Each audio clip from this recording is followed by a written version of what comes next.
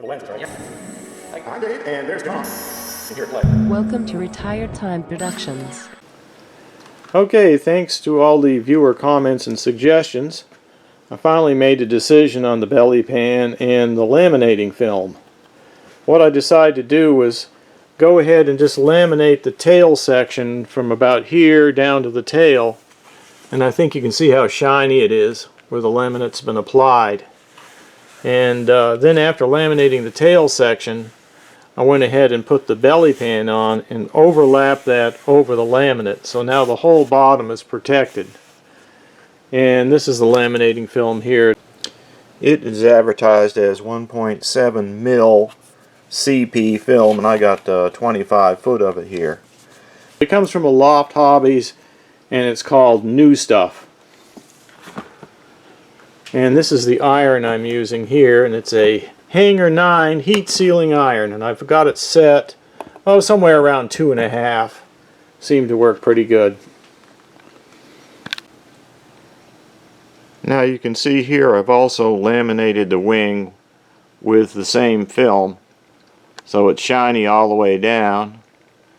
And after I got done laminating it with this 1.7 mil laminating film, I went ahead and put the decals right on top of the laminating film. So that's the way it looks. I think it came out pretty sharp, and it's going to strengthen the wing. It doesn't flex as much as it used to with that film on it. So it had some added benefits. And then the bottom I did basically the same thing. Just wrapped the film all the way around it. I even laminated the ailerons here to make them strong, because the Twin Star has some pretty thin looking ailerons on the edges. So I thought that laminating film would really protect the ailerons, give them some strength. And also, it makes a good place to stick any decals or anything you want to put on. So I put a piece of black vinyl right here just to mark the ends of the wings, and a piece of reflecting tape for landings just to make the tips look, stand out. I've added a safety adapter that I made myself to the end of the plug on the power module right here. So these wires come off, and that goes to the battery plug where I can plug that in. But to get the whole thing to work, I have to plug this safety plug into the side over here, which is basically right here, and just plug that in, and then that makes the connection so the flight battery is connected. Now if the props spin up or there's any danger, I can just pull that out and the battery disconnects, and I don't have to take my pod off and get inside to disconnect the battery. I've added a microphone that I got from Ready-Made RC. It's just a powered mic, and it just uses a servo cable, which I connected here, and then that just plugs into the audio port on the Vector down in here. Can't really see it, but it's plugged in one of the sockets from the Vector. So here's what the fuselage looks like with the decals applied. And I think it came out pretty nice. And what I've done is put laminating film, like I said, from about here back, and then I put the belly pan over that and glued it on with some welder's glue right along the top edge of the belly pan. And we got our little safety plug here to connect the battery. You can see that hanging again. And there's the thumb screw that holds down the pod. Another mod I added was inside here I put the a strap for the battery right here, Velcro strap. Goes right around the battery to keep the video battery from slipping. You can see the strap on the bottom for the battery. It's underneath the film. So when it comes in for a landing, that strap won't grab the ground because it's underneath the film. Put a magnet on the door so that stays shut. There's a magnet right here. And then this is actually the head of a nail right here. I just poked a short nail into the foam and glued it in so that the magnet sticks to that nail. Just a side note, on my goggles where the battery goes into the strap, I was having trouble with the battery slipping out at times. So what I did was I don't know if you can see this, but I put some hook Velcro underneath and I just stuck it to the battery right there. So I stuck some Velcro hook right there. So now if I pull this dowel out, that strap sticks right to that Velcro. So now that battery cannot move at all. It can't come out of there. Okay, here's my Taranis radio, and of course I've got my EzUHF long-range transmitter on the back there. Now some of you might have noticed I've got the rubber duck antennas on there. Now I don't know if I'm going to be using these for the maiden flight, but I've got them on there for bench testing right now.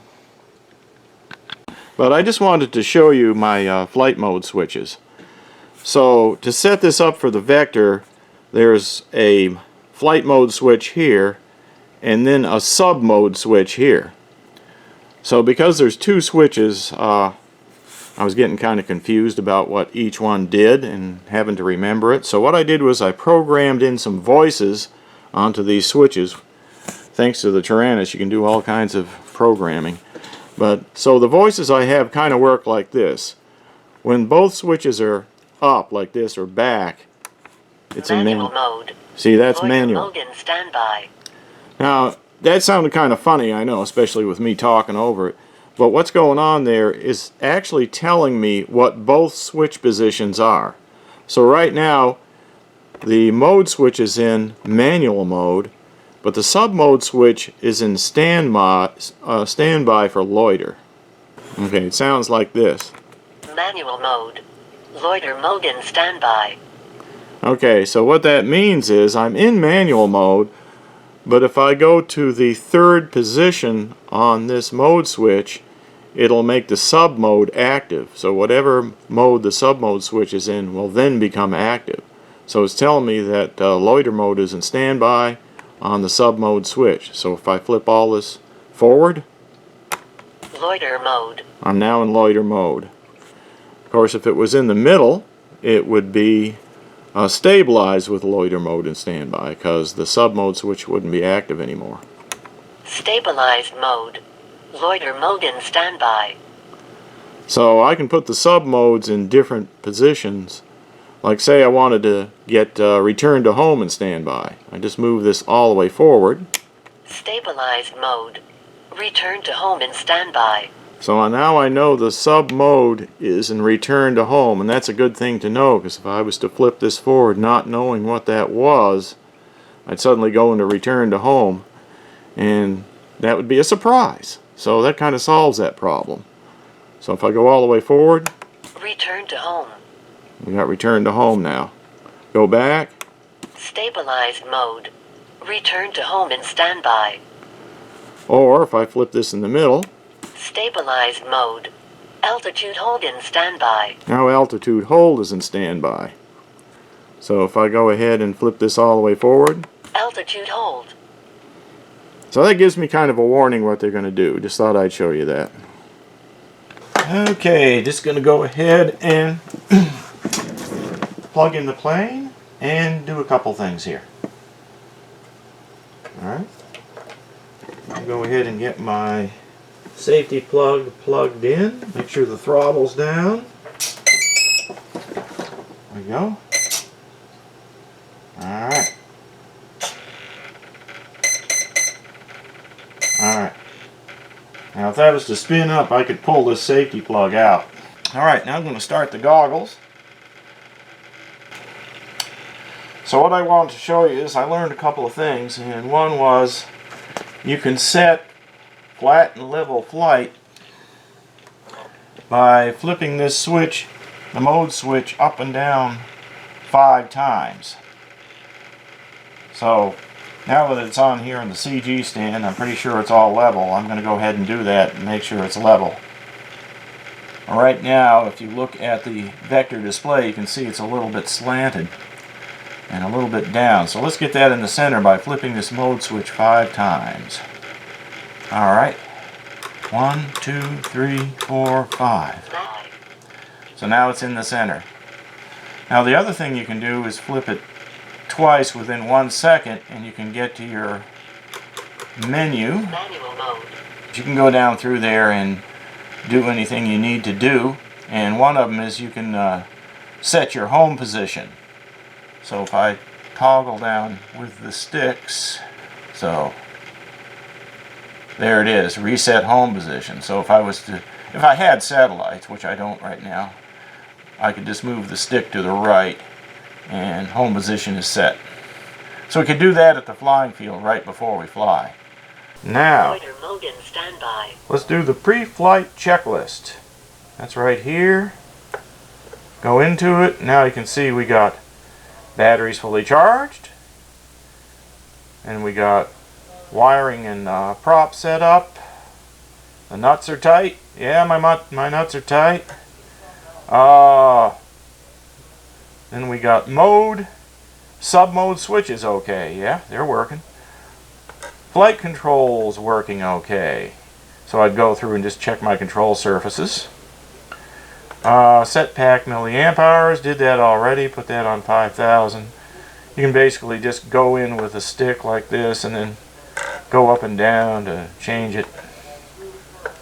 And let's see, clear logging buffer. If you're doing the logging, re-zero gyros.